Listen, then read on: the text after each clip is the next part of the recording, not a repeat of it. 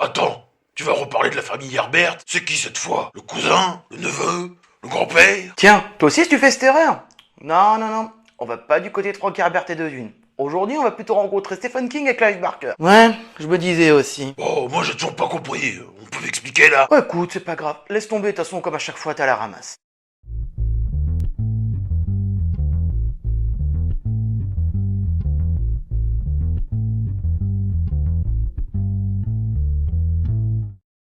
Bonjour et bienvenue dans ce numéro 22 de Geek Librairie consacré à un romancier un peu particulier. Aujourd'hui on va parler de quelqu'un qui, bien qu'il soit un homonyme de la famille Herbert, est aux antipodes du style d'écriture de celui-ci. Je l'avoue, l'occasion était trop belle pour ne pas passer à côté de ce genre de petite blague, veuillez m'en excuser. Tu possèdes toutes les caractéristiques d'un troll. Tu devrais avoir honte. Merci. James Herbert est né en 1943 à Londres, et oui, le même pays que J.K. Rowling, Pratchett ou Tolkien. Faut voir qu'ils ont que de la bonne cam là-bas. Il est mort depuis peu, c'est-à-dire le 20 mars 2013, et il nous a laissé derrière en héritage quelques petits romans et cycles qui ne sont pas piqués des hannetons, dans la fameuse trilogie des rats. Jamais entendu parler. Oh putain, t'es sérieux? Tu pourrais suivre les cours du soir que je te donne par Yig? Wow, de toute façon j'ai trop sommeil pour suivre tes monologues. Alors là, comme tu peux le voir, nous allons parler maintenant de la case young adulte. La case young adulte est très importante car je compte attaquer beaucoup de romans qui nous sont sortis dans cette catégorie. Pour ceux qui connaissent déjà James Herbert, la trilogie des rats est certes sa plus connue. Elle fut un succès majeur en son temps, avec des rats ayant goûté à la chair humaine et décidant de partir en guerre contre celle-ci. Elle fut traduite en plus de 33 langues et il existe une réédition des rats chez nos amis de Brajlon. J'espère pour vous que vous en avez encore en stock. Ou au pire, en bouquiniste tout net, ça fera tout aussi bien votre bonheur. Si quelqu'un parmi vous connaît un peu plus James Herbert, vous savez très bien que ce n'est pas là son unique succès et qu'on pourrait citer très bien Fog, Sanctuaire, Hanté, ou bien son tout dernier, Le Secret de Cricket Hall. Je vais survoler un petit peu un autre roman de James Herbert qui n'est pas son plus connu, du nom de Présage. Pourquoi tu dois parler des livres les moins connus d'un auteur que je suis à peu près sûr que la nouvelle génération a complètement oublié en plus? Je veux parler, moi, je sais pas. Labyrinthe, Hunger Games, Divergente. Tu me remets une seule fois ce sujet sur le tapis et je te coupe les tentacules. Est-ce que j'ai été assez clair? Papa, il va me faire du mal. Dis-moi, il le fait souvent? Rarement. Mais ça me fait flipper quand il prend cette voix. Ouais, ok. Je vais enquêter, parce que c'est pas dans le contrat. J'ai bien aimé Présage, malgré cette non-présence d'internet. Parce que, pour ceux qui ne le savent pas, Présage a été écrit la même année que Rune, dont j'en ai parlé dans l'épisode 13. Je l'ai bien aimé à cause des sujets qu'il traite via des catastrophes météorologiques d'ampleur, et aussi de ces petites coupures à travers le récit qui nous mènent aux 4 endroits du monde et qui nous présentent ces catastrophes naturelles. On y découvre aussi une partie du style d'écriture de James Herbert qui lui est si familière à travers ses personnages et surtout via ses deux enfants qui sont reliés d'une certaine manière. On reste assez dans le flou même si on pense que c'est assez prévisible, mais c'est relativement assez bien écrit pour que ça puisse nous maintenir en haleine tout au long du livre. En fait, on pourrait s'attarder sur pas mal de points qui seraient communs à beaucoup de livres dans ce genre. Parfois, ça tient à pas grand chose. Une bonne utilisation d'une gimmick, pour pas que ça devienne un cliché, ça a du bon. C'est pour ça qu'encore une fois, je vais devoir sortir des éléments du livre de leur contexte.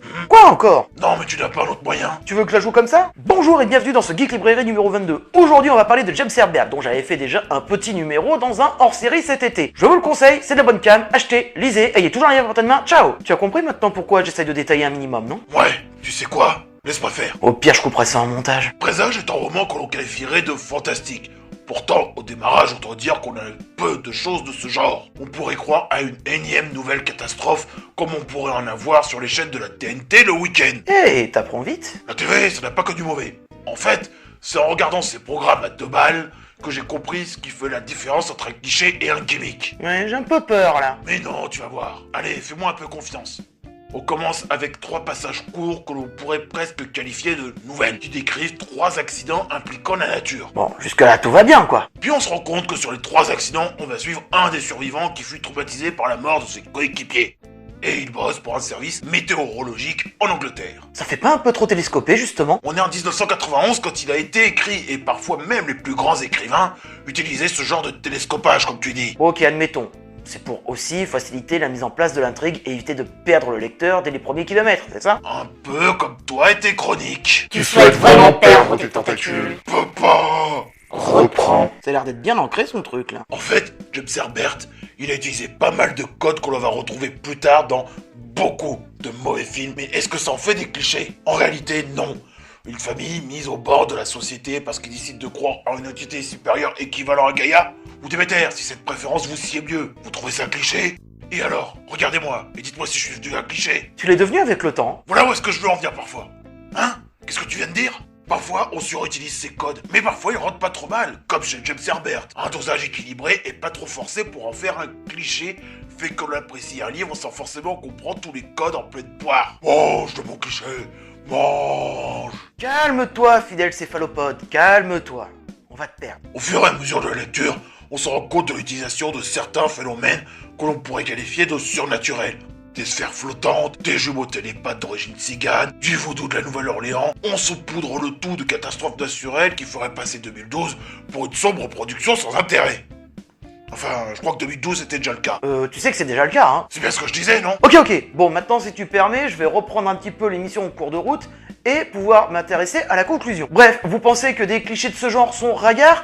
Lisez Présage, parce que chaque cliché a eu une utilisation au démarrage en tant que gimmick. Et que, après tout, si la frontière peut vous paraître floue, celle-ci a eu un démarrage et certains écrivains ont utilisé ce gimmick et non ce cliché de bonne manière intelligente. Ce numéro de Geek Librairie est enfin terminé, donc vous connaissez la manœuvre.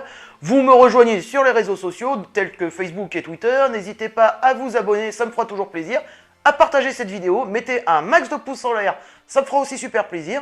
Vous retrouverez aussi les anciens numéros par là comme d'habitude. Donc sur ce, on se quitte avec une citation de James Herbert dans Les Rats. Les rats s'étaient repus de son corps, mais les fins les tenaillent à bientôt. Alors ils se mirent en quête d'un nouveau festin. Ils avaient goûté au sang de l'homme. Amis lecteurs, portez-vous bien. On y retrouve aussi une partie de ce style d'écriture si cher à James Herbert. Frank Herbert, j'allais dire. Bon, tu comprends que c'est pas moi le grand méchant dans tout ça, non? Prends-moi pour une quiche. On voit très bien qu'il est pas dans son état normal. Des suggestions? Je pense que ça a un lien avec tout ce qu'il y a en ce moment. Attends, il a lu quoi? Ben, cette nouvelle vague de littérature jeunesse qui plaît aux ados. Que Dieu nous garde.